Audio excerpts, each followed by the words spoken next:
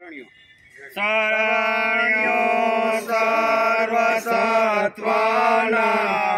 श्रेष्ठो सर्वधनुस्मतां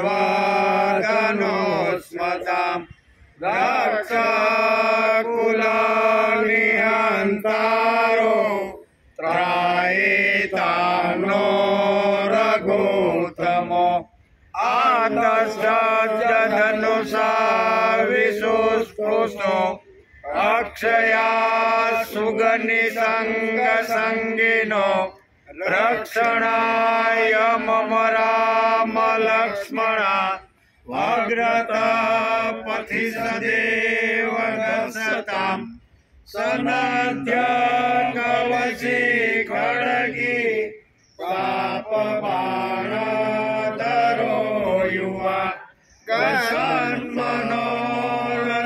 गसन्मनोरथोऽस्माकं राम पातु च लक्ष्मण रामो दाशरथी शूरो लक्ष्मणानो गरो बलि काकोच पुरुष पूर्णं कौशल्यो रघुत्तम वेदांत वेदो यज्ञेश पुराण पुरुषोत्तम जानकी वल्लभ श्रीमान अप्रमेय पराक्रम इत्यादि जपे नित्यं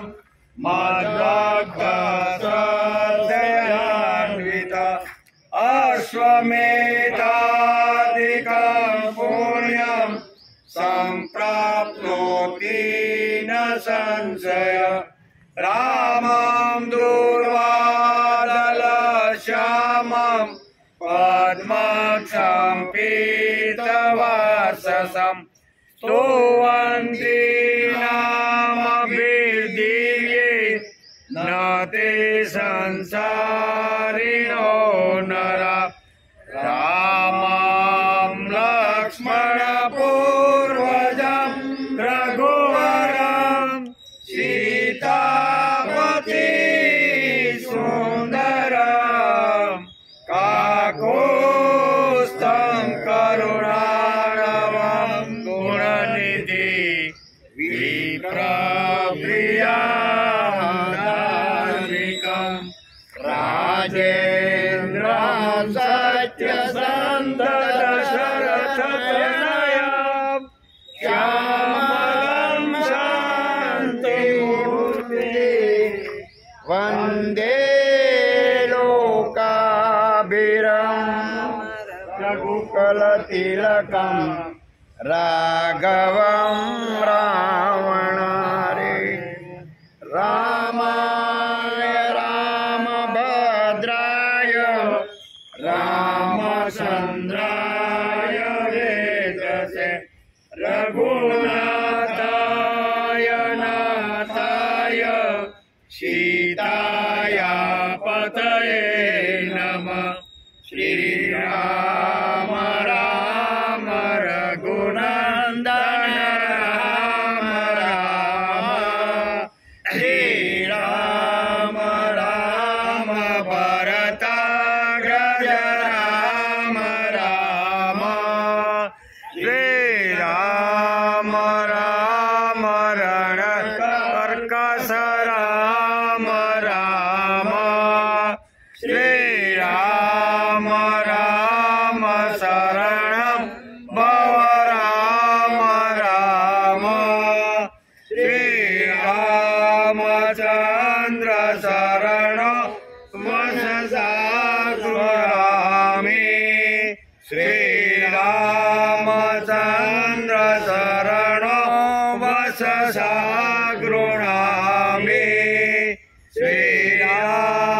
श्रीरामचन्द्र शरणं शिरसा नमामि श्रीरामचन्द्र शरणं शरणं प्रपद्ये माता रामो मत्पिता रामचंद्र स्वामी रामो मत्सका रामचंद्र सर्वस्वं मे रामचंद्रो दयालु नान्यं जाने नैव जाने न जाने दक्षिणे लक्ष्मणो यस्य वामे स जनकात्मजा पुरतो मारुतिर्यस्य तं वन्दे रघुनन्दनं लोकाभिरामं रणरङ्गधीरं राजीवनेत्रं रघुवंशनाथं कारुण्यरूपं करुणाकरन्तं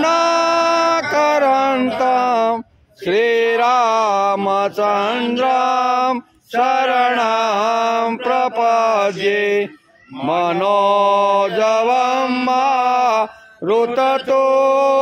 मारुततुल्यवेगं जितेन्द्रियं बुद्धिमतां वरिष्ठं वातात्मजं वा नरयूथमुख्यं श्रीरामदूतं शरणं प्रपद्ये पूजन्तं राम रामेति मधुरं मधुराक्षरम् आरुह्य कविता शाखा वन्दे वाल्मीकिकोकिलं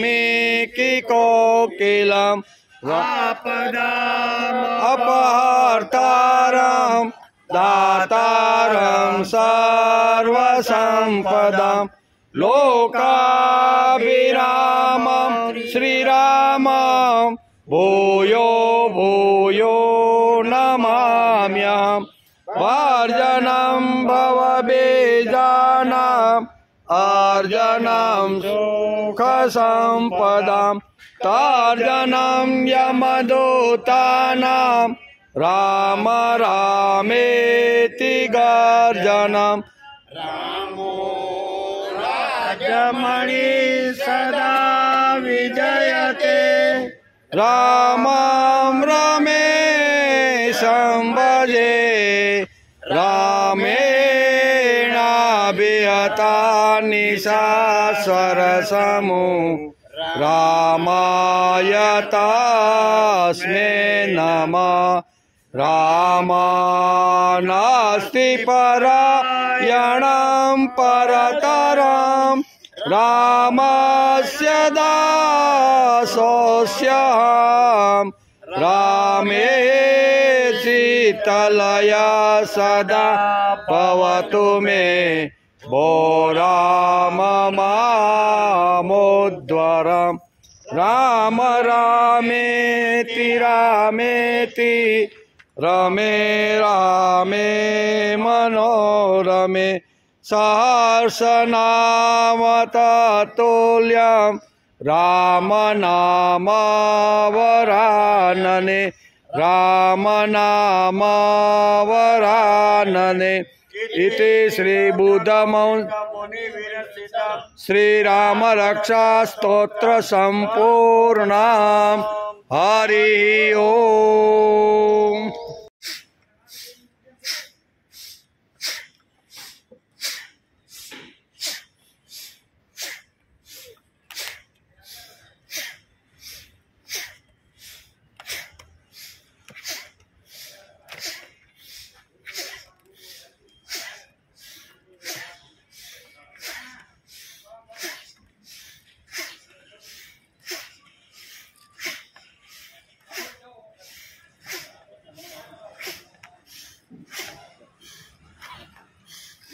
પેલી વખત વલ્લભભાઈ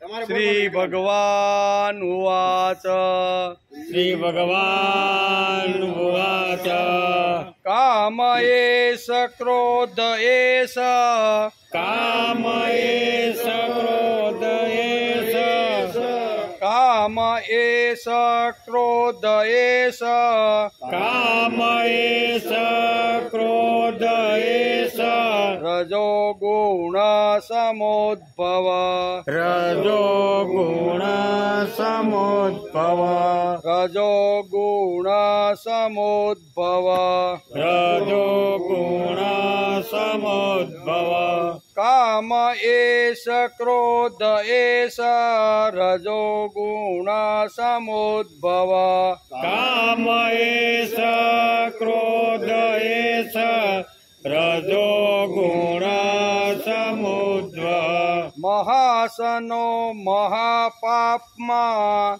મહાસનો મહાપાપમાં મહાસનો મહાપાપમાં મહાસનો મહાપાપમાં વિદ્વયે નામિહં વૈરિણં વિજ્યેન મેહં વૈરિણં વિદ્યયે નામિહ વૈરિણં વિદ્યેન મેહં વૈરિણં મહાસનો મહાપાપમાં વિદ્વયે નામિહ વૈરિણં મહાસનો મહાપાપમાં વિજયેન મેહ વૈરિણં કામ એષ ક્રોધ એષ રજો ગુણ સમોદ્ભવ મહાસનો મહાપાપમાં વિદ્વયે નિહ વૈરિણં કામ એષ ક્રોધ એષ રજો ગુણ સમુદ્ર મહાસનો મહાપાપમાં વિજયેન મેહ વૈરિણં तुमे नाव्रियते वहिर् द्रुमेनाव्रियते वहि तुमे नाव्रियते वहिर्य द्रुमेनाव्रियते वीर्य અથાર્દો મળે ને તો. એટલે કે અથાર્દર્શો મલે ન ચ યથાર્દર્શો મલેન સ અથાદર્શો મલે ન ચ યથાદર્શો મલેન સ तुमे नाव्रियते वहिर् यथार्दर्शो मले न च द्रुमेनाव्रियते व्यहि यथादर्शो मलेन स यथोल्बेनावृतो गर्भस् नर्तोलभेनावृतो गर्भस् यथोल्बेनावृतो गर्भस् यथोल्बेनावृतो गर्भस् तथा तेनेवमावृतम् तथा तेनेदमावृतम् तथा तेनेदमावृतम्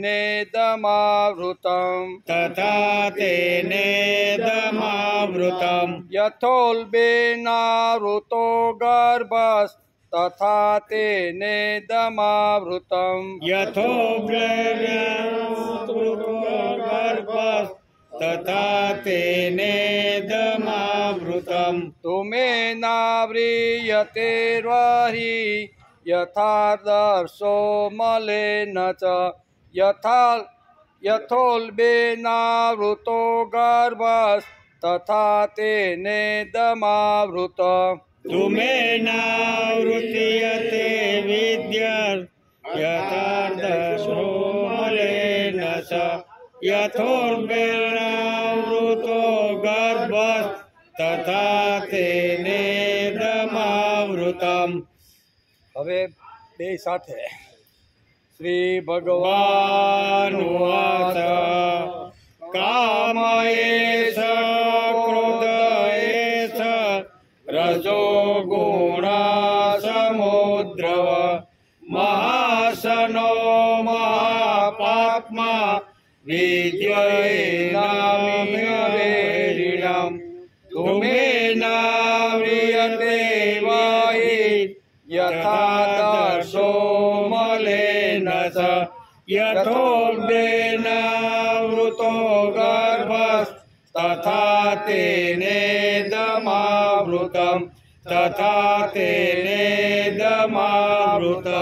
હરિ ઓમ ગુરુર્બ્રહ્મા ગુરુર્વિષ્ણુ ગુરુર્દેવો મહેશ્વર ગુરુ સાક્ષાત પરબ્રહ્મ તસ્મૈ શ્રી ગુરુવે નમઃ નારાયણં નમસ્કૃત્યં નરં ચૈવ નરોત્તમં દેવીં સરસ્વતી વ્યાસં તતો જયમુદીરયેત તતો જયમુદીરયેત.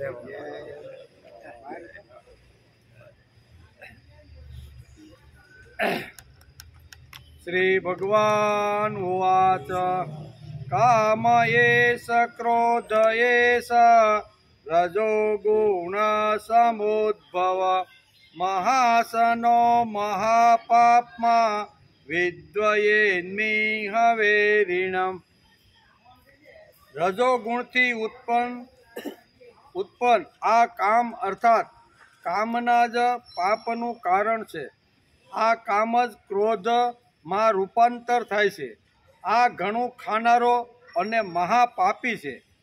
આ બાબતમાં તું આને જ વેરી જાણ. એમ ભગવાને અર્જુનનો જે પ્રશ્ન હતો એના જવાબમાં ભગવાન આ વાત એને સમજાવે છે. આજે શ્રીમદ ભગવદ્ ગીતા ચિંતન શરૂ થયું અને 200મો દિવસ. કેટલા? 200 દિવસ આજ પૂરા થયા. ગઈકાલે આપણે શ્રીમદ ભગવદ્ ગીતાના 3જા અધ્યાયના 36મા શ્લોકને નમસ્કાર કર્યા. એમાં અર્જુનનો પ્રશ્ન હતો એમ, બરોબર ને? અને અર્જુનનો પ્રશ્ન હતો કે શું હતો કે હે વાસનય, તો પછી આ મનુષ્ય પોતે ઈચ્છવા ન છતાંય શું કે અપી બલાત નિયોજિત ઈચ્છતો ન હોવા છતાં પણ પરાણે જોડ્યો હોય તેમ કોનાથી પ્રેરાઈને માણસ પાપનું આચરણ કરે છે? એનો પ્રશ્ન હતો કે કયા કારણોથી અહીંયા માણસ પાપ ન કરવું હોય તો પાપનું આચરણ કરે છે? એના જવાબમાં આપણે ગઈકાલે ઘણી બધી વાતોથી સમજવાનો પ્રયત્ન કર્યો. અર્જુન બોલ્યો કે હે કૃષ્ણ, તો પછી માણસ પોતે ન ઈચ્છતો હોવા છતાં પણ પરાણે જોડ્યો હોય તેમ કોનાથી પ્રેરાઈને પાપનું આચરણ કરે છે? અને ભગવાન સીધો જ એનો જવાબ આપે છે. કામ એષ ક્રોધ એષ રજો ગુણ સમોદ્ભવ મહાસનો મહાપાપમાં વિદ્વયેનામિહવેરિણમ. રજોગુણમાંથી ઉત્પન્ન થયેલો આ કામ જ ક્રોધ છે. આ ઘણું ખાનારો છે, એટલે કે ભોગોથી કદી ન ધરાતો તે મહાપાપ છે. આને તું આ બાબતમાં વેરી જાણ. એમ ભગવાને કીધું. પાપને તું વેરી જાણ. આ અર્જુનનો પ્રશ્ન છે, એવી કઈ શક્તિ કામ કરે છે કે જેના લીધે નિસર્ગે અથવા ભગવાને ચોંપેલા કર્મને તેમની ઉપરવટ જઈને માણસ દોડે છે? અંદરની કઈ શક્તિ એવી છે કે નિયતિએ નક્કી કરેલા કર્મ પ્રમાણે ન ચાલતા એના ઉપર જઈ અને માણસ દોડે છે? અહીંયા આ શ્લોકમાં આવી રીતે સ્વધર્મ અને પાપની ચર્ચા અહીં આવી છે. આ બધું બરાબર ધ્યાનમાં આવશે તો જ આ શ્લોક આપને બરોબર સમજાશે. પાંડુરંગ શાસ્ત્રીને એક ભાઈએ કહ્યું કે મેં ગીતા વાંચી છે પણ તેમાં એકબીજાને કંઈ મેળ બેસતો નથી. એમ કે મેં ઘણીવાર ગીતા વાંચી છે પણ એમાં ક્યાંય મેળ બેસતો નથી. એમ એક ભાઈએ શાસ્ત્રીજીને આ રીતે વાત કરી. શાસ્ત્રીજીએ કહ્યું કે પહેલાં તારી બુદ્ધિનો મેળ બેસાડ. પહેલાં શું કહે છે? તારી બુદ્ધિનો મેળ બેસાડ અને પછી ગીતા વાંચવા બેસે ને તો જ તને ગીતાની અંદર રહેલા સત્ય સિદ્ધાંતો ધ્યાનમાં આવશે. મેળ બરાબર બેસી જશે તેના માટે તારે 12 વર્ષ ગીતા વાંચીને તપસ્યા કરવી પડશે. 12 વર્ષ સુધી ગીતાને સતત વાંચે રાખીશ, એક એક શબ્દને સમજવાનો પ્રયત્ન કરીશ ને ત્યારે તારી બુદ્ધિની અંદર આ ગીતા રૂપી તત્વજ્ઞાન આવી રીતનું થશે. આ જન્મારે મેળ નહીં બેસે તો આવતા જન્મારે પણ તારે ગીતા સમજવા માટે 12 વર્ષ તો ઓછા નામે તને લાગશે. તું એમ કહેશો કે મેળ બેસતો નથી. આમાં કાંઈ ઘડીક આડાવડી વાતો કરે છે ને ઘડીક પહેલી વાત છેલ્લે લઈ જાય છે ને પાછી છેલ્લી વાત પહેલે લાવે છે. એટલે એ ભાઈનો પ્રશ્ન તો કે આમાં ગીતામાં કાંઈ મેળ બેસતો હોય એવું લાગતું નથી. શાસ્ત્રીજી કહેશે મેળ બેસાડવાનો હોય તો ગીતાને 12 વર્ષ સુધી ઘોળી અને વારંવાર એક એક શબ્દ ઉપર તારે ધ્યાન રાખીને એનો તારે અભ્યાસ અને ઊંડું ઉતરવું પડે તો એનો મેળ બેસે એમ કે. તેથી આવતી વિચારધારા ટકી છે તે કોઈ અવિચારી લોકોએ ટકાવી નથી. એમ આથી 5000 વર્ષ પહેલાં જે વિચારધારા ભગવાને અર્જુનને નિમિત્ત બનાવીને કુરુક્ષેત્રમાં જે સિદ્ધાંતો જે કીધા ને એ આજે 5000 વર્ષ પહેલાં કીધેલી વાત ભૂંસાઈ જવી જોઈએ. આજે 100, 200 કે 500 વર્ષમાં અમુક 500 વર્ષ પહેલાં કે 200 વર્ષ પહેલાં કીધેલી વાતો હોય તો ઘણીવાર આજે આપણે સમાજમાં જોવા મળતી નથી. ઘણી બધી એવી વાતો છે કે ઘણું બધું ભૂંસાઈ ગયું. સમજો નહીં કે આપણા ઓરિજિનલ 108 ઉપનિષદો હતા. કેટલા? કલ્પના કરો, 108 ઉપનિષદો હતા. એમાં અત્યારે ફક્ત 11 ઉપનિષદો અસ્તિત્વમાં છે. હવે બધું ઘસાઈ ગયું કે નહીં?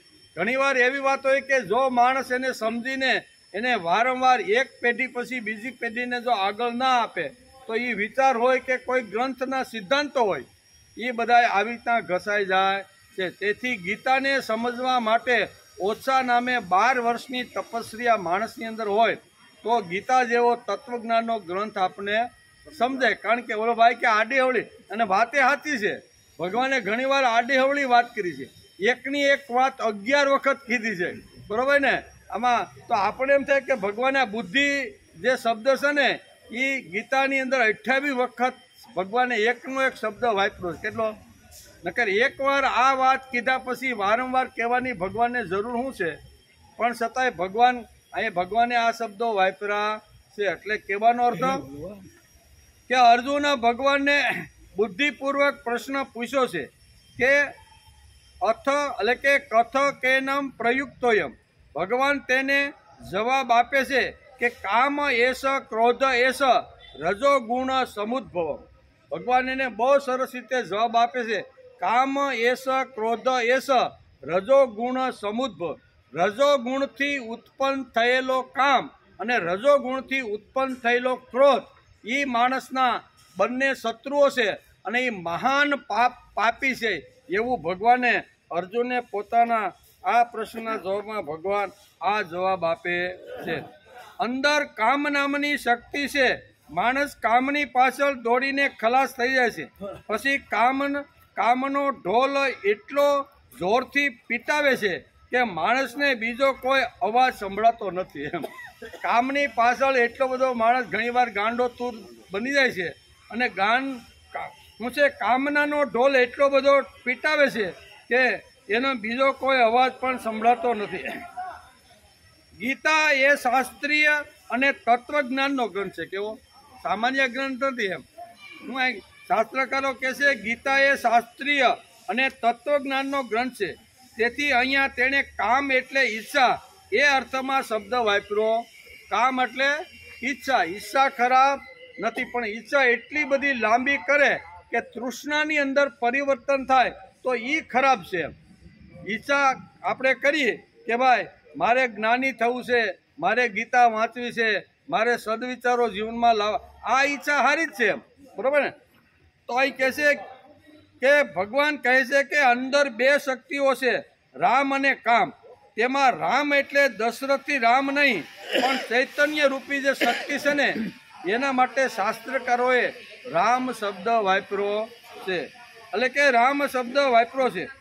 વનમાં જતી વખતે કૌશલ્યા અને અયોધ્યાને રડાવનાર, રાવણને મારનાર કે સીતા ત્યાગ કરનાર, એટલે કે સીતાનો ત્યાગ કરનાર રામની વાત નહીં, પણ રામ એટલે ચૈતન્ય. કેવું ચૈતન્ય તત્વ છે એને પણ અંદર આપણે રામ નામથી એને આપણે પોકારી થઈ એમ કે વનમાં જગતી. એટલે રામ એટલે પ્રત્યેકમાં રહેલી સિદ્ધગણ શક્તિ, વિશુદ્ધ સ્વરૂપનું સર્જનનું ચૈતન્ય, તેને ઉદ્દેશીને રામ શબ્દ વાપરવામાં શુદ્ધ અને વિશુદ્ધ જે ચૈતન્ય મારી અને તમારી અંદર જે રાત દિવસ રહીને જે કામ કરે છે એના માટે રામ શબ્દ વાપરવામાં આવ્યો છે. રામ શક્તિ પૂર્ણ છે, તૃપ્ત છે, આનંદી છે. તેને કશું મેળવવાની ઈચ્છા નથી, રમવાનું નથી. કારણ કે રમવાને માટે ઈચ્છા હોવી જોઈએ. ઈચ્છા હોય તો રમત થાય ને. બે છોકરાઓને રમવાનું હોય, બંનેને ઈચ્છા હોય તો બેટ દડો ગમે ત્યાંથી ગોતી આવે. બે ચાર મિત્રો રડતા હોય રમવામાં, કોઈ ફિલ્ડિંગ કરવામાં કે બોલિંગ કરવામાં, તો પણ ગોતી આવે કે નહીં. રમવાની જો ઈચ્છા થાય તો બીજાના સહારાથી માણસ બીજાને, પણ અહીંયા તો રામને કોઈ પ્રકારની ઈચ્છા નથી, કામના નથી. એવી એક ચૈતન્ય શક્તિ અંદર આવીને બેઠી છે. ત્યારે રામને ઈચ્છા જ નથી. ભગવાને માણસને ઈચ્છા શક્તિ સ્વાતંત્ર્ય આપી છે. ઈચ્છા હોય પણ તે કાબૂમાં રાખતા આવડવી. ઈચ્છા ખોટી નથી. ઈચ્છા કરવી કાંઈ ખોટી છે? આપણે કદાચ 12/35 ભાડે રહેતા હોય અને આપણે એવી ઈચ્છા કરી કે ભગવાન જેમ બીજા લોકોને ઘરનું ઘર છે ને તેમ મને મળી જાય, તો એ કાંઈ ખોટું છે? ઈચ્છા કરવી ખોટું નથી. ભગવાન બધા લોકો ગાડીની અંદર આમ તેમ આવક જાવક કરે છે, મારે તો હાલીને અથવા રિક્ષાનો સહારો લેવો પડે છે. ભગવાન જો મને એકાદી ગાડી મળી જાય તો હું પણ બીજાની જેમ જાઉં. આ ઈચ્છા કરવી શાસ્ત્રકારો કે ખોટી નથી. પછી ભૌતિક ઈચ્છા હોય કે આધ્યાત્મિક ઈચ્છા હોય કે સાંસ્કૃતિક ઈચ્છા હોય, ઈચ્છા કરવી ખોટી નથી. પણ ઈચ્છા એટલી બધી લાંબી ન કરીએ કે જે તૃષ્ણાની અંદર પરિવર્તન થાય. ઈચ્છા ખરાબ નથી. આજે બધાને સુખ સગવડતાના સાધનો જોઈએ છે, તે માટે ઘણીવાર ઈચ્છા કરે કે નહીં. અને ઈચ્છા કરે એટલે ધીમે ધીમે એની શક્તિઓ કામે લાગે, અને કામે લાગે એટલે નક્કી કરેલી વાત એને પ્રાપ્ત થાય છે. તેથી આ ભગવાને માણસને ઈચ્છા શક્તિ સ્વતંત્ર આપી છે. ઈચ્છા હોય પણ તે કાબૂમાં રાખતા આવડવું, ઈચ્છાને મર્યાદિત રીતે બાંધતા આવડવી જોઈએ. ભગવાન 8 કલાક, ભગવાન તમે મને જે 24 કલાક જે આપ્યા છે ને, એ 24 કલાકની અંદર શાસ્ત્રકારોએ અહીંયા 4 પ્રકારના ભાગ પાડી દીધા છે. બરોબર ને? 6 કલાક ઊંઘવાના, 6 કલાક કામના, 6 કલાક વ્યવહારના અને 6 કલાક આધ્યાત્મિક. આવા ભાગ પાડી દીધા. 24 કલાકના બરોબર આપણા શાસ્ત્રકારોએ આપણને ભાગ પાડી દીધા. ઊંઘવાનો બધો જે કાંઈ આપણો ધાર્મિક જે કાંઈ પ્રવૃત્તિ છે, બધી જ પ્રવૃત્તિને આવી રીતનો ભાગ પાડી દીધો છે. એટલે એની અંદર રહી અને માણસ જો કામ કરે તો એ કાંઈ ખોટું નથી. એમ કે ઈચ્છાનું રૂપ બદલતા આવડવું જોઈએ. રાત્રે આપણે ઊંઘી જઈએ છીએ ત્યારે આપણી કોઈ ઈચ્છા છે કે કામના કાંઈ છે? ઈચ્છા પણ નથી અને કામના પણ નથી. ઈચ્છા અને કામના ન હોય તો જ માણસને ઊંઘ આવે. અને એકાદી ઈચ્છા અથવા એકાદી વાસના કે કામના મનમાં જો ચોંટી ગઈ હોય ને તો ભલેની 7-8 કલાક પથારીમાં પડખા ફેરી રાખે, ઊંઘ આવતી નથી. એટલે જે વખતે રાત્રે આપણે પથારીમાં સૂઈએ છીએ એ વખતે આપણી કોઈ ઈચ્છા પણ હોતી નથી, કામના પણ હોતી નથી. એમ કે આપણી પાસે રાત્રે સૂતા પછી કોઈ વસ્તુ ન હતી છતાં આપણે સુખી હતા કે નહીં?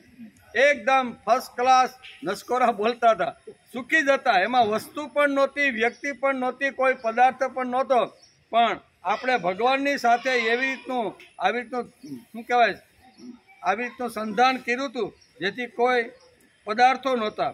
આનો અર્થ તે સુખ વસ્તુનિષ્ઠ સુખ એટલે કે ઓબ્જેક્ટિવ હેપીનેસ નથી, પણ આત્મનિષ્ઠ સુખ એટલે સબ્જેક્ટિવ હેપીનેસ સુખ છે.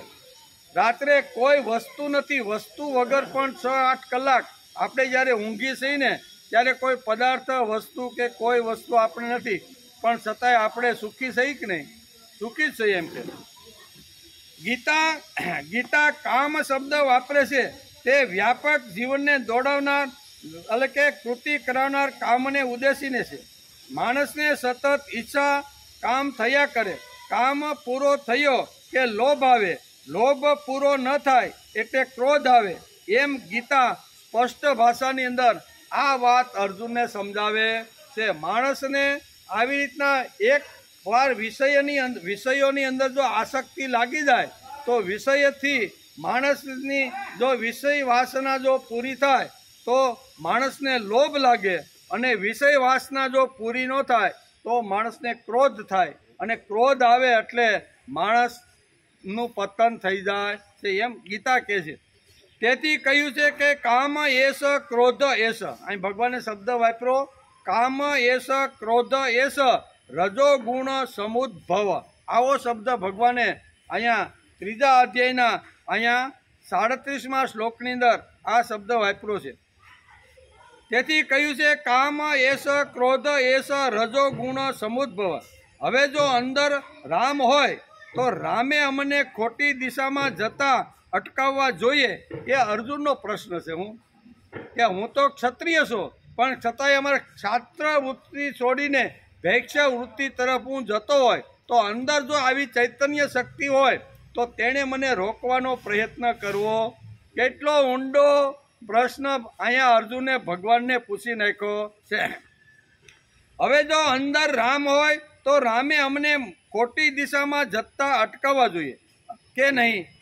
અંદરની રામ શક્તિ રામને અંકુશમાં કેમ એટલે કે અમને બધાને અંકુશમાં કેમ રાખતી?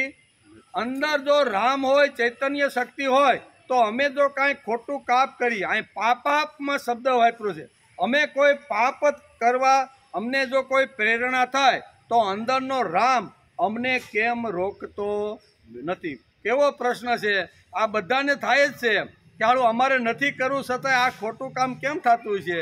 અમારે ચોરી નથી કરવી, ભેળસેળ નથી કરવી, કોઈનું ખૂન નથી કરવું, કોઈને ઘણીવાર આપણને નથી કરવું છતાંય થાય છે.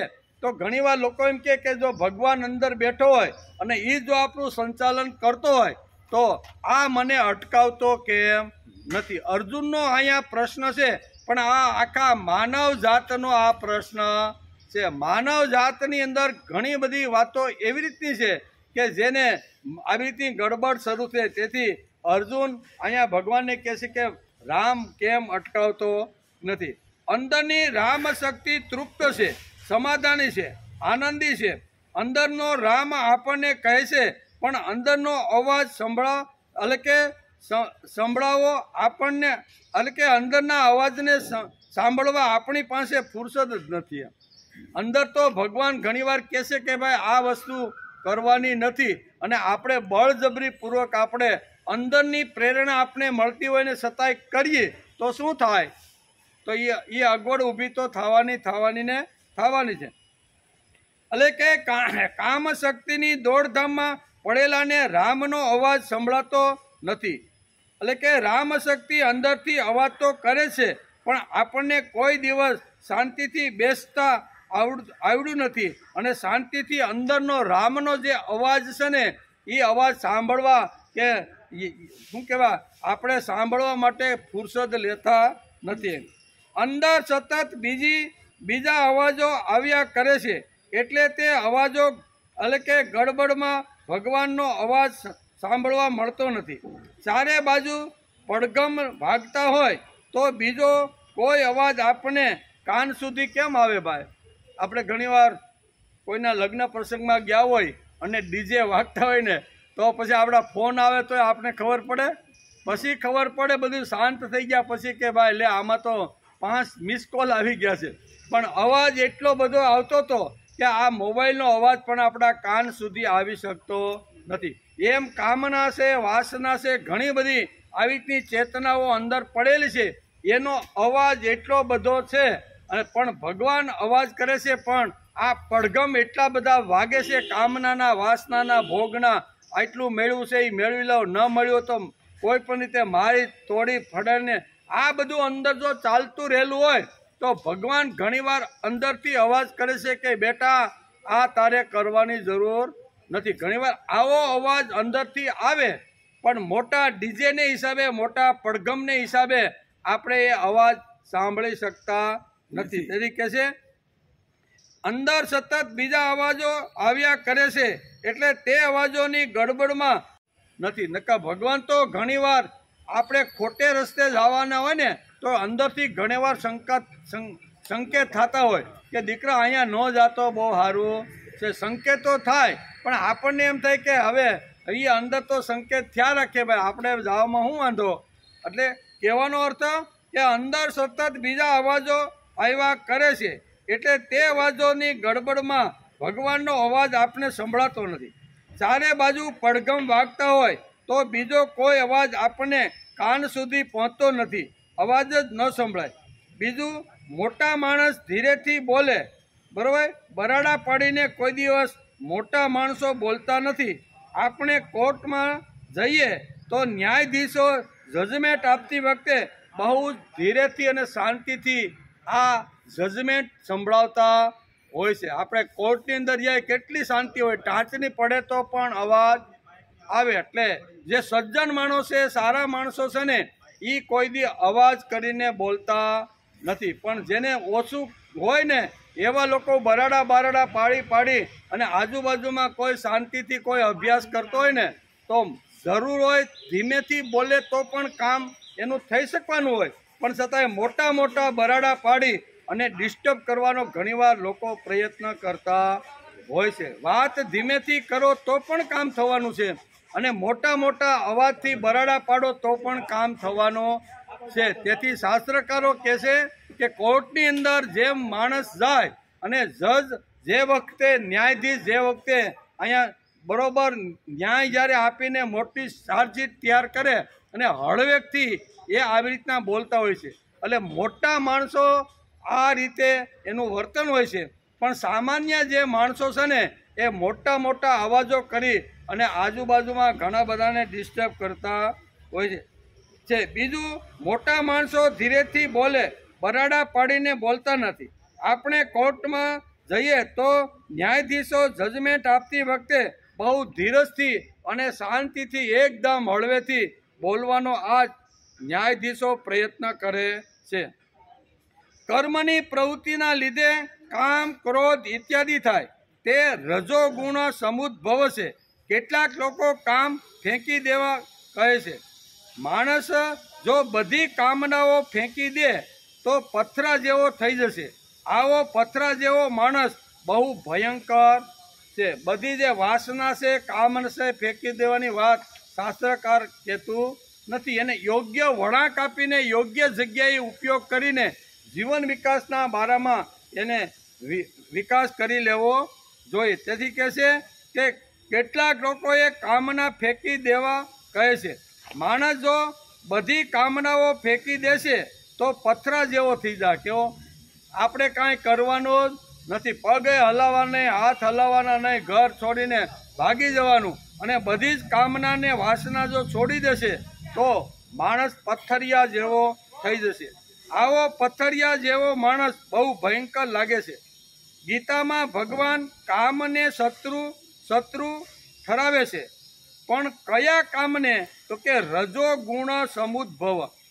બધા જ કામને શત્રુ ભગવાન ગીતામાં ઠરાવતા નથી. ભગવાન અહીંયા બહુ ક્લિયર કટ વાત કરીને કહે છે કે રજોગુણથી ઉત્પન્ન થયેલો જે કામ છે અને એના દ્વારા જે ક્રોધ ઉત્પન્ન થાય છે એની જ ભગવાન વાત અહીંયા કરે છે. બધા કામની વાત કરતા નથી. રજોગુણમાંથી ઉત્પન્ન થયેલો જે કામ છે એ માણસ અહીંયા પાપાત્મ છે અને એ પાપાત્મ માણસને અધોગતિના ખાડામાં નાખી દે છે, એમ ભગવાન અર્જુનને કહે છે.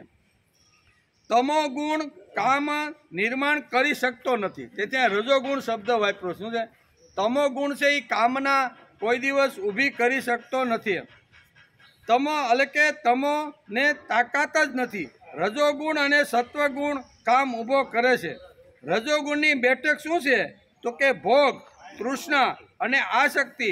આ રજોગુણની બેઠક છે. રજોગુણની બેઠકની અંદર આ 3 વાતો છે. કઈ કઈ વાતો છે? તો કે રજોગુણની બેઠકની અંદર અહીંયા ભોગ, તૃષ્ણા અને આસક્તિ. ભોગ, તૃષ્ણા અને આસક્તિ આ રજોગુણની બેઠક છે.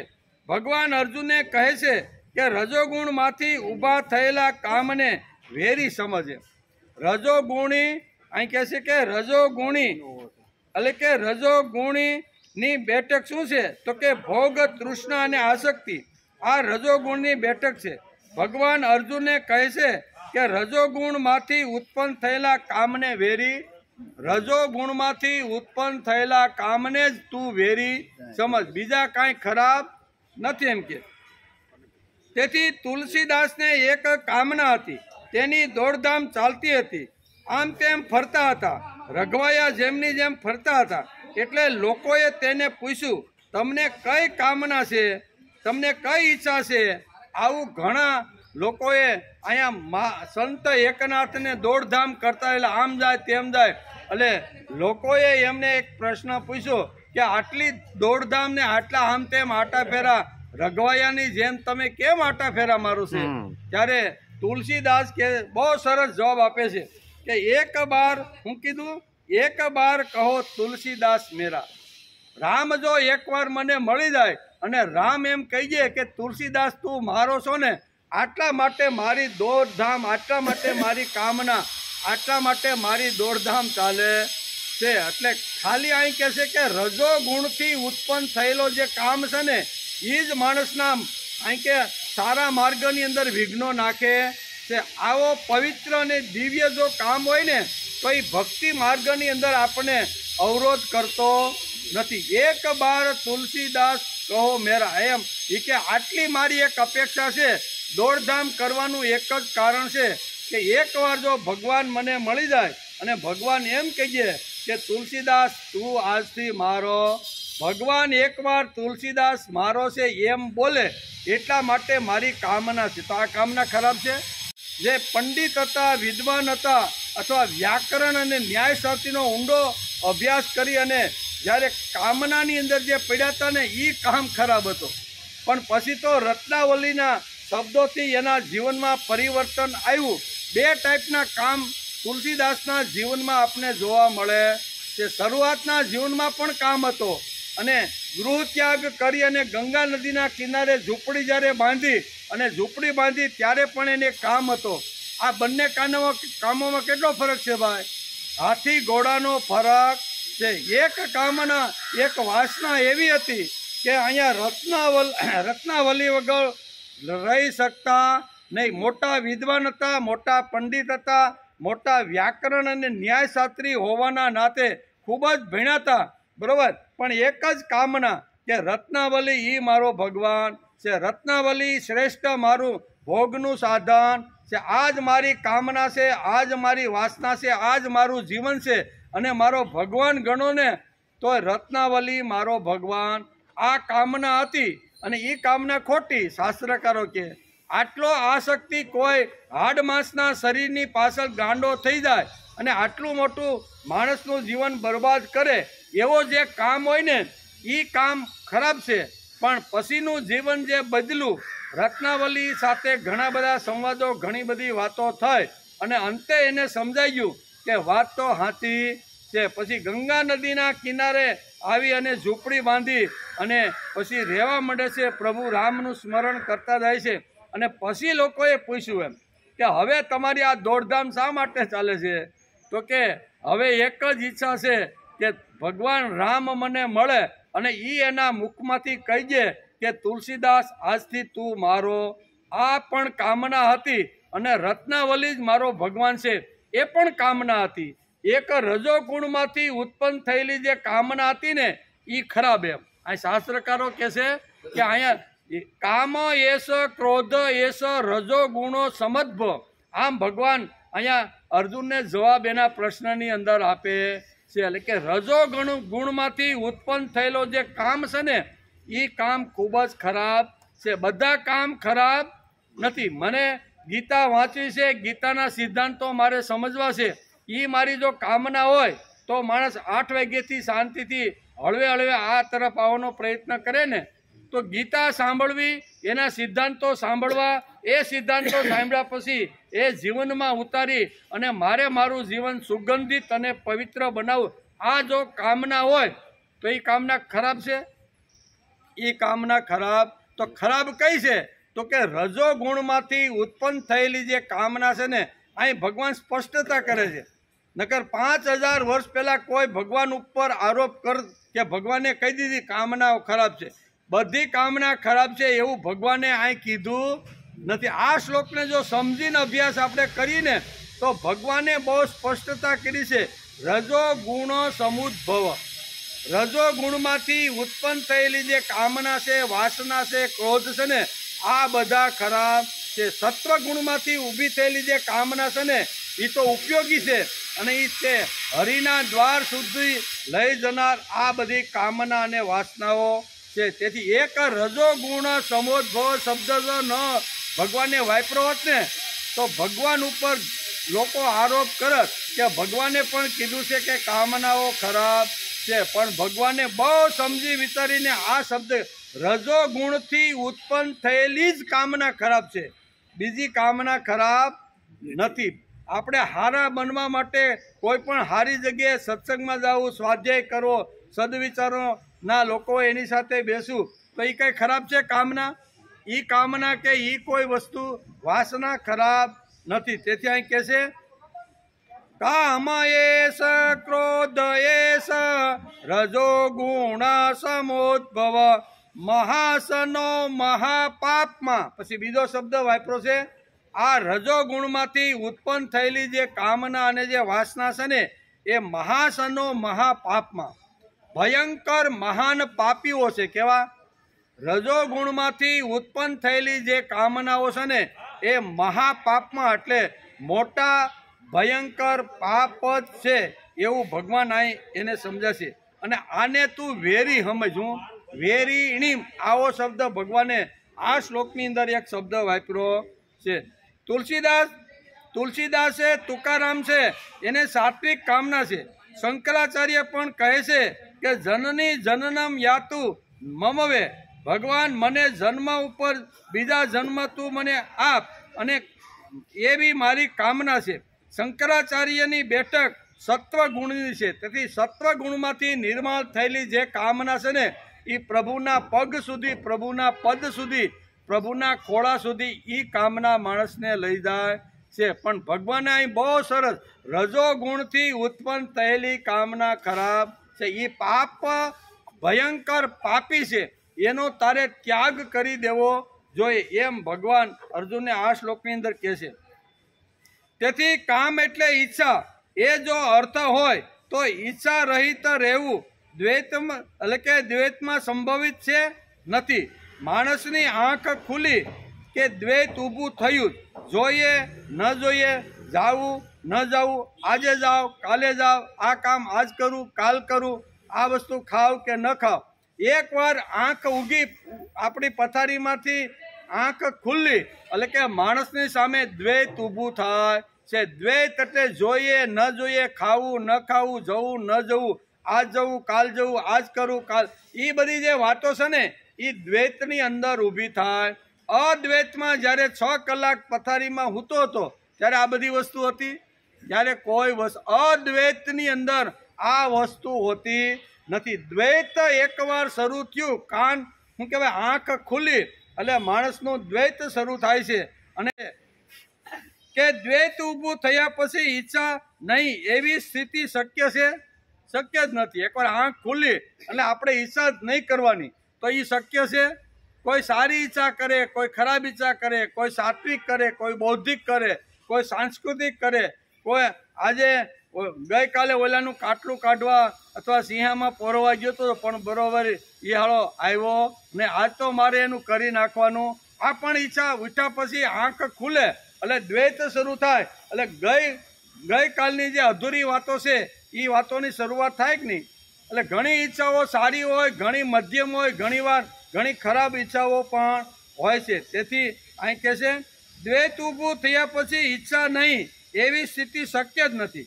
ઈચ્છા રહિત સ્થિતિ સમાધિમાં હોય અથવા ઊંઘમાં હોય. ઈચ્છા માણસને ન હોય એ બે સ્થિતિની અંદર માણસની ઈચ્છા હોતી નથી. એક તો ઊંઘમાં 6 કલાક હોય ત્યારે ઈચ્છા નહીં, કામના નહીં, વાસના નહીં, પત્ની નહીં, ઘર નહીં, કુટુંબ નહીં, ધંધો નહીં, વેપાર નહીં. 6 કલાક સુધી કાંઈ કામના હોય છે?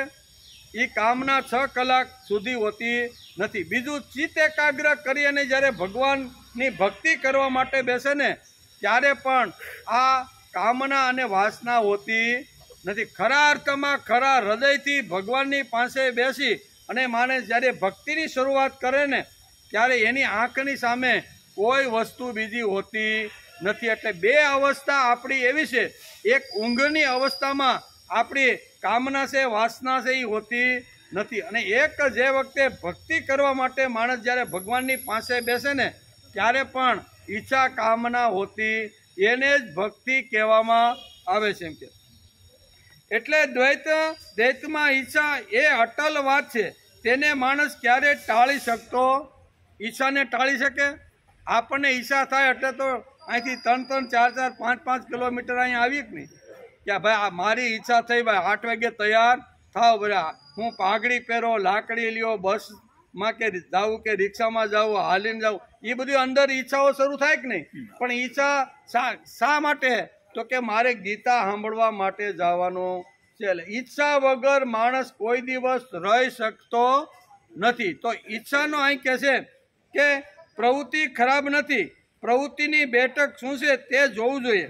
કર્મ પ્રવૃત્તિ એટલે કે ભોગને માટે અથવા આસક્તિમાંથી થઈ હોય તો તે કર્મ પ્રવૃત્તિ માણસને તકલીફ આપે છે. બરાબર? આસક્તિ, કામના અથવા વાસનાથી જો માણસને આવી રીતનું થયું હોય તો એ માણસને તકલીફ આપે છે. કર્મ પ્રવૃત્તિ ભોગાર્થ નહીં પણ ભાવાર્થ અથવા ભક્તવ્ય હોય તો તેને તકલીફ ન આપે. આ શ્લોકમાં કામ, એશ, ક્રોધ, શું કીધું? આ શ્લોકની અંદર ભગવાન કામ, એશ, ક્રોધ, એશ, રજો ગુણ સમુદ્ભવ આમ કરીને ભગવાન આ શ્લોકની અંદર આપણે સમજાવવાનો પ્રયત્ન કરે છે. પાણી ટાઈમ 3 અને શ્લોક નંબર 37 એમાં 36મા શ્લોકમાં અર્જુનનો પ્રશ્ન અને એના જવાબમાં ભગવાન અહીંયા અર્જુનનો પ્રશ્ન શું હતો કે ઈચ્છા ન હોવા છતાં પણ શું કે ઈચ્છા અનિચ્છન શબ્દ કે ઈચ્છા ન હોવા છતાં પણ પરાણે જોડ્યા હોય એમ કોનાથી પ્રેરાઈને માણસ પાપનું આચરણ કરે છે? પાપ નથી કરવું છતાંય પાપનું આચરણ મને કોણ કરાવે છે? આ અર્જુનનો પ્રશ્ન હતો. ભગવાન થોડાક ઊંડા ઉતરી અને સમજાવવાનો પ્રયત્ન કરે છે. રાગ દ્વેષથી ઉત્પન્ન થયેલો જે કામ છે ને અને ઈચ્છા છે ને એ ખરાબ છે. બરાબર? રજોગુણથી ઉત્પન્ન થયેલા જે કામ છે એ ખરાબ છે, પણ સત્વગુણથી ઉત્પન્ન થયેલો જે કામ અને વાસના છે ને એ તો માણસને ભગવાનના પગ સુધી લઈ જાય છે. વલ્લભાચાર્ય છે, શંકરાચાર્ય છે, રામાનુજાચાર્ય છે, આ બધાને જો કામના ન હોત ને તો એણે આટલું મોટું તત્વજ્ઞાનને આટલી મોટી જે વિચારધારા સમાજને જે આપી છે ને એ આપી શક્યા ન હોત. એમને પણ કામના હતી, એમને પણ વાસના હતી, પણ એ સાત્વિક હતી. એમ સાત્વિકમાંથી ઉત્પન્ન થયેલો જે કામ છે ને એ માણસને પવિત્ર બનાવે છે, અને રજોગુણથી ઉત્પન્ન થયેલો જે કામ છે ને એ માણસને અધોગતિમાં લઈ જાય છે. એટલે ઘણીવાર આપણને પ્રશ્ન થાય, ભગવાને જો આ એક શબ્દ ન વાપર્યો હોત ને તો 5000 વર્ષ પહેલાં ભગવાને જે ગીતા કીધી એના ઉપર ઘણા લોકો આરોપ કરી અને તૂટી પડ્યા હોત કે ભગવાને તો કામની જ ના પાડી દીધી છે. પણ કેવો કામ?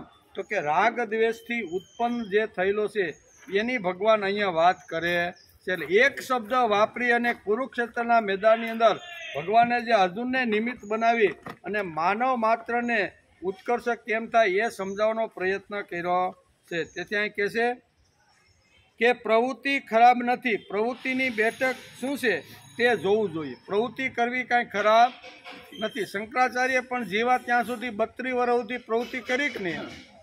બરાબર? અને 39 વર્ષ સુધી અહીંયા આપણે કહેવાય સ્વામી વિવેકાનંદ આવ્યા, એને પણ જગતની અંદર જબરજસ્ત પ્રવૃત્તિ કરીને તત્વજ્ઞાન આપવાનો પ્રયત્ન કર્યો કે નહીં?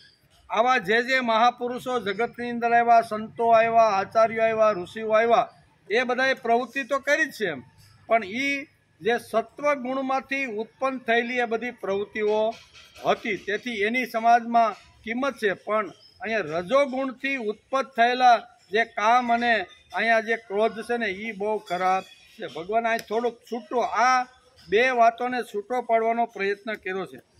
કર્મ પ્રવૃત્તિ ભોગાર્થ નહીં પણ ભાવાર્થ અથવા ભગવત કાર્યાર્થ હોય તો તે તકલીફ ન આપે એમ. કોઈ પણ માણસને ઈચ્છા અને વાસના જો ભક્તિ તરફ જો લઈ જતી હોય તો એ એને તકલીફ આપતી નથી. આ શ્લોકમાં કામ ક્રોધ વ્યાપક અર્થમાં ભગવાને વાપરો છે. ભગવાને કામ અને ક્રોધ છે એ વ્યાપક અર્થની અંદર વાપરો છે. વ્યાપક અર્થમાં એટલે કે વપરાયેલા હોવાથી ભગવાને રજોગુણ સમુદ્ભવ કહેવું પડ્યું, નહીં તો બધો જ કામ ખરાબ છે એમ લોકો સમજી કાઢત હું કે કામ જ ખરાબ છે, વાસના જ ખરાબ છે, એનાથી માણસ દૂર રહેવો જોઈએ. પણ ભગવાને કીધું બધી વાસના, બધી કામના, બધો જે ક્રોધ છે ને એ બધું ખરાબ નથી. રામને જો ક્રોધ ન ચડ્યો હોત તો રાવણ જેવા મહાન આવી રીતનો જે શક્તિશાળી જે રાવણ છે ને એને ભગવાને માર્યો ન હોત. ભગવાન શ્રી કૃષ્ણને નાની ઉંમરમાં જો ક્રોધ ન ચડ્યો હોત ને તો કંસને સિંહાસન ઉપરથી બોંસી પકડીને યજ્ઞ કુંડમાં માર્યો. ક્રોધ જો ન આવે તો માણસ શું કરે? કાંઈ ન થાય. ક્રોધ જરૂરી છે. એટલે અહીં કહે છે કે ભગવાન કૃષ્ણને ક્રોધ ચડ્યો અને આવા શું કહેવાય કંસ જેવા આવી રીતના નરાધમને બોચી પકડીને જાહેરની અંદર એને માર્યો કે નહીં માર્યો? એ ક્રોધ વગર શક્ય નથી. એટલે ક્રોધ ખરાબ છે એવું કહેવાનું કારણ ક્રોધ ખરાબ ક્યારે? તો કે રજોગુણમાંથી જો ઉત્પન્ન થયેલો હોય ને તો એ ક્રોધ ખરાબ, પણ સત્વગુણમાંથી જો ઉત્પન્ન થયેલો જો ક્રોધ હોય ને તો એ તો માણસને અહીંયા શું કહેવાય પ્રગતિના માર્ગની અંદર ખૂબ જ ઉપયોગી છે. તેથી વ્યાપક અર્થમાં વપરાયેલા હોવાથી ભગવાને રજોગુણ સમોદ્ભવ કહેવું પડ્યું, નહીં તો બધા જ કામ ખરાબ છે એમ આખું જગતને લાગત એમ કે બધા કામ ખરાબ છે છોડો ભાઈ. પણ ભગવાને અહીંયા બધા કામ છોડવાની વાત કરી નથી. એમ કે બુદ્ધના નિર્વાણ અને ગીતાના બ્રહ્મ નિર્વાણનો ફરક અહીંયા દેખાય છે. નિર્વાણમાં પથરા જેવી સ્થિતિ માણસની થઈ જાય છે. તેમાં ઈચ્છા નહીં, કામના નહીં, વાસના નહીં અને તેમાં કેવળ ચૈતન્યનું અસ્તિત્વ છે. પરંતુ ગીતા કહે છે કે બ્રહ્મ નિર્વાણ મૃચ્છતિ. તે અતિ સુંદર વાત ભગવાને શ્રીમદ ભગવદ્ ગીતામાં બ્રહ્મ નિર્વાણ એક શબ્દ વાપરીને સમજાવવાનો પ્રયત્ન કર્યો છે. ગીતા વાંચવી એ પ્રવૃત્તિ સારી છે, પણ તે પૈસા મળે, મોટાઈ મળે, કીર્તિ મળે, વાહ થાય એટલા માટે થતી હોય તો એ વિદ્વયે નામિહમ વૈરિણમ એમ આપણું શાસ્ત્ર કહે. એ જો ફક્ત પૈસા મેળવવા માટે અથવા કીર્તિ મેળવવા માટે અથવા આવી રીતના યશ મેળવવા માટે જો ગીતા, મહાભારત છે, રામાયણ છે, ભાગવત છે એ જો એનો અભ્યાસ થતો હોય ને વંચાતું હોય તો એ કહે છે વિદ્વયે નામિહમ વૈરિણમ એવો શબ્દ અહીંયા શાસ્ત્રકારોએ વાપર્યો છે. રજોગુણમાંથી ઉદ્ભવેલો કામ અને તેમાંથી નિર્માણ થયેલો ક્રોધ તિરસ્કરણીય છે, એ આદરણીય નથી એમ ભગવાનનું આ શ્લોકની અંદર બહુ સરસ રીતે સમજાવ્યું છે. બીજી વાત, કામ કેવો છે તો કે મહાસનો મહાપાપમાં. એક શબ્દ આવીશું. કામ કેવો છે કે તો કે મહાસનો મહાપાપમાં. રજોગુણમાં કે મહાસનો અને મહાપાપમાં છે. એટલે કે ઈચ્છા કોઈ દિવસ પૂરી થાય તો કે ન થાય. કોઈ કહે છે કે અમે હવે ઘરડા થયા છીએ તેથી હવે અમને કોઈ ઈચ્છા નથી. ઘણીવાર ઘણા લોકો એમ કે હવે અમે 80એ પૂગ્યા, કોઈ કે 90એ પૂગ્યા, કોઈ કે 70એ પૂગ્યા, એટલે હવે અમને કોઈ પ્રકારની ઈચ્છા રહી નથી. તો એ અમને ઈચ્છા રહી નહીં ને એ હાવ ખોટી વાત છે. ઈચ્છા તો ઊંડે પડેલી તો છે જ. એટલે તો મોબાઈલ લઈને ભાગ્યા આપણે. જો ઈચ્છા જ ન હોય, કામના જ ન હોય, વાસના જ હોય અને ખરા અર્થમાં ગીતાને જ સાંભળવા માટે જો આપણે આવ્યા હોય ને, બરોબર ને, તો મને બીજી અહીંયા 2 કલાક સુધી કોઈ પ્રકારની બીજી ઈચ્છા હોવી જોઈએ નહીં. પણ ઘણા બોલે કે આપણે કાંઈ ઈચ્છા નહીં એમ, પણ ઈચ્છાનો જરીક ઘંટડી વાગી એટલે માણસ ભાગે કે નહીં, દોડવા માંડે. બરોબર ડેલા બારો પણ નીકળી જાય, દૂર દૂર ભાગીને મંડે વાતો કરવા માંડે છે. હવે અમે ઘરડા થયા છીએ, તેથી હવે કોઈ અમારી ઈચ્છા નથી. આ ખોટી વાત છે, હા ખોટી ગપ્પા છે, એમ ખોટી વાત છે. બધી ઈચ્છાઓ અતૃપ્ત રૂપે વાસના રૂપે પૂરેપૂરી અંદર રહેલી તો છે, જેથી રહેલી છે. અને તેથી તો આપણે મોબાઈલ આવે કે દોડતા ભાગીએ છીએ. 4 ગણી થઈને રહી છે અંદર. કેટલી યુવાનીમાં હતી એના કરતાં તો 4 ગણી અંદર કામના ને વાસના. ભલે વૃદ્ધત્વ આવી ગયો, ઘરડું શરીર થઈ ગયું હોય, પણ આપણી વાસના ને તૃષ્ણા ઓછી થતી નથી. 4 ગણી થઈને રહે છે. તે કામના દેખાતી નથી, પણ તે કામનાનું પોટલું બહુ મોટું છે. આ કામનાનું વડલા હેઠે બેઠા હોય, આપણે 4 વાગ્યા પછી જાઓ અને ગામ ગપાટા હાલતા હોય, તે ખબર પડે કેટલું મોટું પોટલું કામના ને વાસનાનું લઈ અને આ બધા બાપાઓ વાતું કરે છે. એ ક્યારે ખબર પડે? એ ક્યાંય સમૂહમાં આવી રીતના જઈને બેસી તો ખબર પડે. ભલે વૃદ્ધ થઈ ગયો છે, ઘરડો થઈ ગયો છે, પણ વાસનાનું પોટલું એટલું મોટું લઈને બેઠો છે કે 100 વર્ષ સુધી આ પકડીને બેઠો છે. બીજી વાત, પાંડુરંગ શાસ્ત્રી ઘણીવાર તેના ગીતાના પ્રવચનમાં આ સમજાવવા માટે એક દ્રષ્ટાંત આપે છે કે કામના અને વાસનાએ ઘરડાઓની કેવી રીતની ગળથી પકડી છે ને, એ અહીંયા પાંડુરંગ શાસ્ત્રી પોતાના પ્રવચનમાં ઘણીવાર ગીતા ઉપર જ્યારે પ્રવચન કરતા હોય ને, ત્યારે એમાં દાદા ઘણીવાર આ વાત કરે છે. શું કહે છે? પાંડુરંગ શાસ્ત્રી ઘણીવાર તેના ગીતાના પ્રવચનમાં એક દ્રષ્ટાંત આપે છે કે એક વરસાદ પડે કે તરત જ દેડકા ડ્રાઉં કરતા બહાર આવે કે નહીં. જ્યાં સુધી મોબાઈલની ઘંટડી વાગતી નથી ને, ત્યાં સુધી માણસ શાંત બેઠો છે. પણ જેવી વાગવા માંડી તો ડ્રાઉં કરતો ભાગવા માંડે કે નહીં. પાંડુરંગ સાથે બરોબર આ વાતને લક્ષ્યમાં રાખીને એક સુંદર મજાનું દૃષ્ટાંત આપ્યું છે. એટલે કે આ ડ્રાઉં વરસાદ પહેલા દેખાતું નથી, દેખાય નકર બધા દેડકાઓ જમીનની અંદર જ પડેલા હોય છે, દેખાતા નથી. એમ વાસનાનું ઘરડો થયા પછી વાસના એટલી બધી મોટું પોટલું છે, પણ એ આપને દેખાતું નથી. પણ જેવી વાસના, જેવી કામના, જેવી કાંઈ વાત આવે ને, એટલે મંડે ભાગવા છે. પછી મારે ગીતા ક્યાં ને ગીતાને વાત ક્યાં, એ પછી મારે ક્યાં સાંભળવાની જરૂર નથી. તેથી આ ડ્રાઉં વરસાદ પહેલાં દેખાતું નથી, કંઈ અવાજ નહીં, ઘોંઘાટ નહીં. તે વખતે લાગે કે આટલા બધા દેડકા રહેતા ક્યાં હશે. પણ જેવો પહેલો વરસાદ થાય એટલે બધા જ દેડકાઓ જમીનમાંથી બહાર નીકળી અને ડ્રાઉં કરે કે નહીં. આપણી વાસના અને કામના ક્યાં સુધી? બિલાડીએ શું કહેવાય, બિલાડીની વાસના ને કામનાનો કંટ્રોલ ક્યાં સુધી? તો કે ઉંદર દેખો નહીં ત્યાં સુધી એમ. પણ જેવો ઉંદર દેખો તો એની જે કામના હતી, એની વાસના હતી, ફૂફાડા મારી અને દીવડા બધા ક્યાંય વેરાઈ ગયા, બધું વેરણ શેરણ થઈ ગયું અને કોણ પહેલા ઉંદરને પકડે, એ બધું ચૂક નહીં.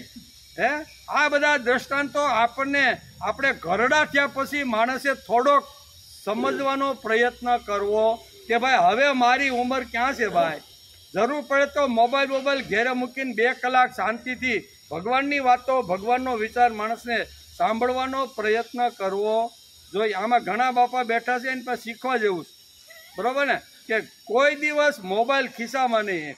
વાત કરવાની હોય તો પોત્રને કહે ભાઈ મારે આ જગ્યાએ વાત કરવાની છે, કરાવી દે. પણ મોબાઈલ તો નહીં ને આ બધું શું શીખવાડે છે?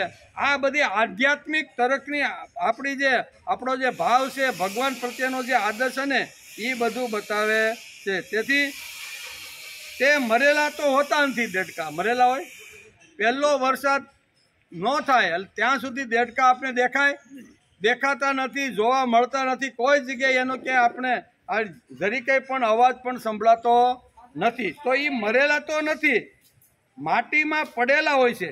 વરસાદનું પાણી મળતા તેમાં ચૈતન્ય આવી જાય છે. એમ આપણા ખિસ્સાની અંદર ઘંટડી વાગે એટલે ચૈતન્ય આવી જાય. ત્યાં સુધી શાંતિથી પોટલું બાંધીને આપણે બધા બેઠા હોય છે.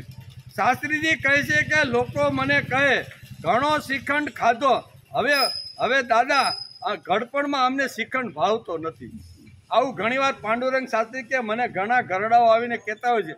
પણ એ ઘરડાની ઊંડી તપાસ કરી તો ખબર પડે કે આને ડોક્ટરે ખાવાની ના પાડી છે હું કે હવે બાપા જો વધારે જો તમે શ્રીખંડ ખાશો ને તો તમારું અસ્યુતમ વાસના તો ફૂફાડા મારે છે પણ કંટ્રોલ કોણ કરાવે છે?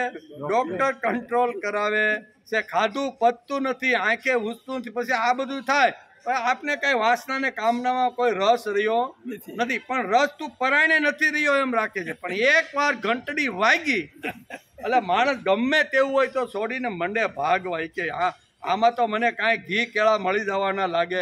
હકીકતે કાંઈ નહીં. હું તમારી ઘરે આવ્યો તો પણ તમે મળ્યા નહીં. તમે ક્યાં છો? બસ આટલી જ વાત હોય, બીજી કઈ વાત હોય નહીં. શાસ્ત્રીજી કહે છે કે માણસને કામના અને વાસના નથી ઘડપણમાં, એ હાવ ખોટી વાત છે. શું છે? એ મોટું પોટલું બાંધીને બેઠા છે બધા. એ ખોટી વાત છે. તમને આજે મળતું નથી તેથી તમે સાનમાના બેઠા છો, પણ જો કાંઈક મળવાનું હોય ને તો તમે ગમે તેવું છોડીને હાલીને જવા માટે તૈયાર થઈ જાઓ. સ્વયં ભાગવતમાં વર્ણન છે. શું છે આ બધું? ભાગવત આપણે જો શાંતિથી સાંભળીએ તો ભાગવતની અંદર વેદ વ્યાસે એક યયાતિનો પ્રસંગ આખો ઊભો કરીને કીધો કે એને ઘણા બધા છોકરાઓ તો બુઢો થઈ ગયો પણ હજી વાસનાને કામના પૂર્ણી થાય ને એટલે વિચાર કરવા માંડ્યો કે શું કરવાનું. એટલે કોઈએ સલાહ આપી કે તારા દીકરામાંથી કોઈ દીકરો જો તને જુવાની આપે ને તો હજી તારે થોડા ઘણા ભોગ ભોગવાના હોય ને, હજી તૃપ્તતા ન આવી હોય, હજી તને આવું ન આવ્યું ને તો તું કર. એટલે સોગઠા આપણે કેમ લખાઈએ છીએ? સોગઠાનો અર્થ જ આ છે કે યયાતિ ઘરડો થયો, વૃદ્ધ થયો અને મરવાની અણી ઉપર હતો અને હજી એની કામના અને વાસના જતી નથી. ફક્ત ભોગ ભોગ અને ભોગ. એટલે મરવાની ઈચ્છા તો થાય નહીં ઘડપણમાં. એટલે કોઈએ સલાહ આપી કે ભાઈ તારા દીકરા જો કોઈ તને યુવાની આપતા હોય ને તો તું યુવાની લઈ શકે છે. અને એ કાળમાં એવું કંઈ હશે બરાબર ને. અને એક દીકરાએ યુવાની આપી અને ઘરડામાંથી યયાતિ યુવાન થઈ ગયા. આજે પણ જો આપને મોકો મળે અને કોઈ દીકરો કે બાપા લાવો હું મારી યુવાની તમને આપી દઉં છું તો કયો ઘરડો અત્યારે ના પાડે? એટલે યયાતિની ઠેકડી કરવાનું કોઈ કારણ નથી. ભાગવતની અંદર ઘણીવાર કથાકારો એની ઠેકડી કરે છે કે હજી આને તૃષ્ણાને કોઈ કામનાને વાસના હજી કાંઈ ઓછી થાય નથી. પણ આપણે પણ જો એ જગ્યાએ હોય ને તો આપણને એમ થાય કે હજી 10 વર્ષની યુવાની મળે તો સારું એમ. એટલે કહેવાનો અર્થ કે આ ભાગવતની અંદર આ પ્રસંગ આપણે આ રીતનો સમજાવે છે કે ઘરડા થયા પછી માણસની કામના ઓછી થતી નથી એમ ભાગવતકાર આપણે સમજાવે છે. ભાગવતમાં આ વાંચીએ ત્યારે યયાતિની મસ્કરી ઘણા લોકો કરતા હોય છે. કથાકાર પણ કહે જુઓ તો ખરા, ઉગતી જુવાનીના છોકરાની જુવાની આ અયાતીએ લઈ લીધી અને પોતાના દીકરાને ઘરડો બનાવી દીધો. કથા કરનાર અને કથા સાંભળનાર બંને યયાતિની મસ્કરી કરે છે. આજે પણ જો કોઈની જુવાની મળતી હોય તો આજનો કયો ઘરડો લેવા માટે તૈયાર નથી. આ તો ભાગવતની અંદર પુરાણમાં આ વાર્તા વ્યાસે લખી રાખી છે. પણ આજના કાળમાં પણ કોઈની કામના વાસના જો અધૂરી રહેતી હોય ને એમ થાય કે હજી થોડાક દિવસ ભગવાન જો યુવાની આપે ને તો હજી થોડાક ભજીયા ને બટેટા વડા ને આન તે શેરડી ને બધું ખાઈ લઉં એમ કે. પણ આજે કોઈ આપી શકતું નથી એટલે લેવા. આ શ્લોકમાં ભગવાને એક મહાપાપમાં શબ્દ વાપર્યો છે. શ્રીમદ ભગવદ્ ગીતાના આ 3જા અધ્યાયના 37મા શ્લોકની અંદર અર્જુનને જવાબ આપતા ભગવાને મહાસનો મહાપાપમાં એવો એક શબ્દ અહીંયા ભગવાને વાપર્યો છે. મહાપાપમાં શબ્દ વાપર્યો છે. કામ અને ક્રોધ મહાખાઉદરા છે અને એ પાતકો ઊભા કરે એવી રીતના છે. રાવણ જેવાને અથવા નરકાસુર જેવાને ભગવાન મહાપાપમાં કહે તો સમજી શકાય, પણ અમારા જેવા સામાન્ય માણસ માટે ભગવાને આ કેમ શબ્દ વાપર્યો? આવા મહા જે પાતકી હોય એના માટે તું મહાન પાતકી છો એમ ભગવાન એને ડાયરેક્ટ નરકાસુર જેવા છે, દુર્યોધન જેવા છે અથવા રાવણ જેવાને ભગવાન કહેતો એમાં કાંઈ વાંધો નથી. પણ સામાન્ય રીતે અહીંયા અમથાલાલ પોતાનો સંસાર લઈને બેઠો છે બરોબર. સંસારમાં થોડોક ભણ્યા પછી લગ્ન કર્યા પછી પત્ની આવી, પત્નીની સાથે સંસાર શરૂ કર્યો, બાળકો થયા, બાળકોને નાના મોટા કર્યા, ભણાવ્યા, આમ કેમ કર્યું. હવે અમે આમાં ક્યાં પાપ કરવા ગયા છીએ બરોબર ને? તો આ નરકાસુર જેવાને મહાપાપ શબ્દ વાપરે તો બરોબર. ગીતાની અંદર આવા અમારા જેવા અમે તો સામાન્ય રીતે બધો સંસાર કરીએ છીએ, તો અમારા માટે ભગવાને આ શબ્દ શા માટે વાપર્યો? પણ એ સમજવા જેવો શબ્દ છે. અમથાલાલ પરણે સંસારમાં રહે, પત્ની બાળકો ઉપર પ્રેમ ભાવ રાખે, સંસાર કરે અને કુટુંબની આસક્તિ હોય તો તેને એટલે કે મહાપાપમાં કહેવાનું કંઈ કારણ? ભગવાને અમારા માટે મહાપાપમાં શબ્દ શા માટે વાપર્યો? અમે કોઈને નડતા નથી, અમે કાંઈ બીજી ખરાબ પ્રવૃત્તિ કરતા નથી, સંસારમાં રહીએ છીએ, કમાઈએ છીએ, છોકરાને મોટા કરીએ છીએ, બરાબર ને? તો અહીંયા મહાપાપમાં શબ્દ સામાન્ય માણસ માટે ભગવાને ગીતામાં શા માટે વાપરો? ભગવાને જે વાપરો છે એ સમજી વિચારીને અહીંયા વાપરો છે એવું અહીંયા આપણને લાગે છે. એમ કે વિષય સુખની પાછળ માણસ દોડે છે એ જ મહાપાતક છે. ભગવાને બહુ સ્પષ્ટ, વિષય સુખની પાછળ ફક્ત વિષય, ભોગ, કામના, વાસના, એના સિવાયને ભગવાન દેખાય નહીં, ભક્તિ દેખાય નહીં, ધર્મ દેખાય નહીં, અધ્યાત્મ દેખાય નહીં, ભાવ દેખાય નહીં, પ્રેમ દેખાય નહીં, સમાજ પ્રત્યે આવી રીતનો આદર દેખાય નહીં. આ બધું ન હોય અને ફક્ત ભોગ અને વાસના માટે જે માણસ દોડતો હોય ને એના માટે જ ભગવાને અહીંયા મહાપાપમાં શબ્દ વાપર્યો છે. ગીતા ઘેરે હોય તો ખોલીને જોયો કે આ ભગવાને એના માટે આ શબ્દ વાપર્યો છે. એનું કારણ સૌ પ્રથમ માણસ તેમાં પોતાને ક્ષુદ્ર ઠરાવે છે. હું ક્ષુદ્ર છું, મારાથી કાંઈ થાય નહીં, હું આવી તો ક્યાં પાપમાં પડ્યો છું, આવી જેની વૃત્તિ છે ને એના માટે ભગવાને મહાપાપમાં શબ્દ વાપર્યો છે.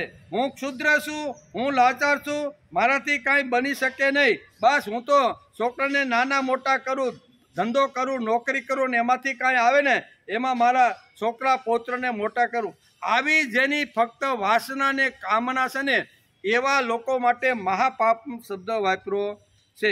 પોતાના મનને મારવું એ પહેલી હત્યા છે. કેવી? મનને મારી નાખવું પહેલી હત્યા છે. એના કરતાં બીજી કોઈ મોટી હત્યા ન હોઈ શકે. બીજાને ભોગ સમજવો એ બીજું પાતક છે. મારામાં રામ બેઠો છે તેને હલકો ઠરાવવું એ પણ એક પાતક છે. તેમ બીજી વ્યક્તિમાં પણ ભગવાન બેઠો છે તો તેને હલકો ઠરાવવો એ પણ એક પાતક છે. તેથી વાપર્યો છે. હલકે સમજો છે તેને પણ મહાપાપમાં કહેવામાં આવે છે. ભગવાન મારો ભોગ્ય નથી હોઈ શકતો, હું તેનો ભોગતા નથી, અમારો ભોગ્ય ભોગતાનો સંબંધ નથી. મને પૈસા પાછળ દોડવાનું મન થાય અને હું દોડું, તેમાં પૈસા મોટા ઠરે છે અને હું નાનો ઠરું છું. બરાબર ને? એટલી બધી આસક્તિથી દોડે એના માટેના આ શબ્દો છે. તેમાં મને એમ લાગે છે કે મારી પાસે 4 પૈસા હોય તો જ લોકોમાં મારી કિંમત છે, મારી સમાજમાં યશ અને આવી રીતની મોટું હોય તો સમાજમાં મારી કિંમત છે. આમાં પાતક છે એ આપણા મગજમાં આવતું નથી. તેથી ગીતાકારે બહુ સ્પષ્ટ રીતે સમજ્યું છે કે 4 પૈસા કદાચ તારી પાસે ન હોય તો તું મહાપાપમાં નથી, પણ આવી રીતની કામના, વાસના, ભોગની જ પાછળ સતત તું જો દોડતો રહે ને તો તું મહાપાપમાં છો. એમ કે ત્રીજી વાત, વસ્તુ કરતાં આપણી અંદર રહેલી ઇન્દ્રિય શક્તિને નાની સમજીએ છીએ.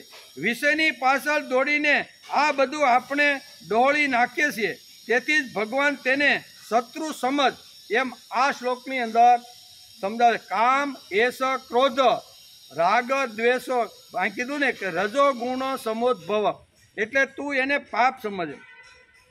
આ કામનાના પરાક્રમો શું છે તે ભગવાને અહીંયા 38મા શ્લોકની અંદર આ જે કામનાઓ જે છે, વાસનાઓ છે અને રજોગુણથી ઉત્પન્ન થયેલી જે વાસનાઓ છે ને એ કેવા કેવા પરાક્રમો કરે છે, કેવા કેવા કામો કરે છે એ હવે પછીના 38મા શ્લોકમાં ભગવાન અર્જુનને કહેવાના છે. કારણ કે અર્જુનનો પ્રશ્ન અહીંયા જબરજસ્ત છે કે ભગવાન, ઈચ્છા ન હોવા છતાં અંદરની કઈ શક્તિ એવી છે કે જે મને પરાણે બળજબરીથી પાપ તરફ પ્રેરાય અને પાપ કરાવવાનું કામ કરે છે. તો આના કરતાં પણ 38મા શ્લોકમાં ભગવાને અહીંયા પાપ તરફ વધારે માણસ કેવી રીતનો પ્રેરાય છે એની વાતો ભગવાને કીધી છે.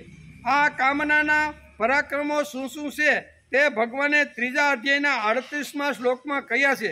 તે હવે આપણે 1લી તારીખે બરોબર અઠવાડિયાનું આપણું વેકેશન 1લી તારીખે સુતં દેવં કંસચાણૂરમર્દનમ દેવકી પરમાનંદમ કૃષ્ણં વંદે જગદ્ગુરુ ગુરુર્બ્રહ્મા ગુરુર્વિષ્ણુ ગુરુદેવો મહેશ્વર ગુરુ સાક્ષાત પરબ્રહ્મ તસ્मै શ્રી ગુરુવે નમઃ. નારાયણં નમસ્કૃત્યં નરં ચૈવ નરોત્તમં દેવી સરસ્વતી વ્યાસં તતો જયમુદીરયે તતો જય